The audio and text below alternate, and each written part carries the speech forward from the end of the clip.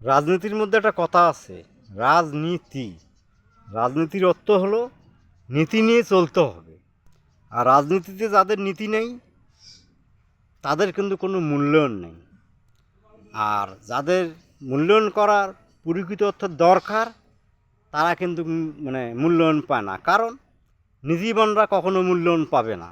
কারণ যারা 10 জায়গায় চলতে পারবে, 10 রকম কথা বলতে পারবে, তারাই কিন্তু নেতাকর্মীদের কাছে প্রিয় হবে।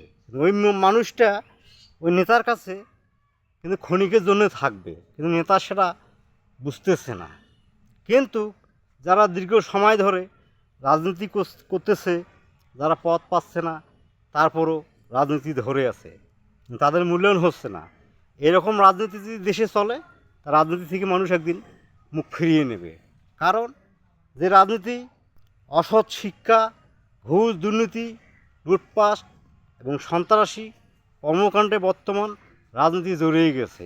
এই কারণে কেউ যদি দলবাজি, চাঁদাবাজি করতে যায়, কোথাও কোনো অর্থ উপার্জন করতে যায়, যে কোনো দলের একটি পরিচয় দিয়ে চলতে হয়। সে কারণে রাজনীতি দিন দিন নীতি আদর্শ হারিয়ে যাচ্ছে। তাই এই ধরনের রাজনীতি বাংলাদেশে কখনো যেন বাস্তবায়ন না হয়, এই ধরনের রাজনীতি যেন মানুষ না করে, সেদিক থেকে যেন বের হয়ে আসে। রাজনীতি মানেই হলো মানুষের বিপদ আপদ পড়লে মানুষকে উপকার করা। তা সেখানে যদি মানুষের কাছ থেকে অর্থ নিয়ে এই সমস্যার সমাধান করা হয়, তাহলে রাজনীতির মধ্যে কোনো সমাধান আসে না। এটা একটি এমন একটি প্ল্যাটফর্ম যা অর্থ উপার্জন করার একটি প্ল্যাটফর্ম হিসেবে বর্তমান রাজনীতি প্রতিষ্ঠিত হচ্ছে। এই রাজনীতি যেন অতিলম্বে বন্ধ হয়।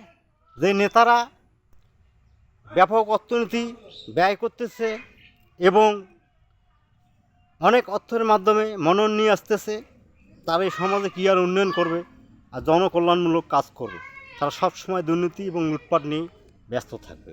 এই ধরনের রাজনীতি থেকে বাংলাদেশকে মুক্ত করতে হবে এবং সচেতন মানুষকে দেখে, যারা স্বল্প অর্থের মানুষ, তাদেরকে সবসময় ভোট দিয়ে নির্বাচিত করার এদেশে প্রয়োজন। কারণ যার অর্থ নাই তার কোনো অর্থ চিন্তা ভাবনা নেই। যাদের অর্থ আছে তারা বলবে আরও আমার অর্থের দরকার। এই কারণে স্বল্পের মানুষদেরকে নির্বাচিত করে এদেশে জনপ্রতিনিধি গড়ে তুলতে হবে।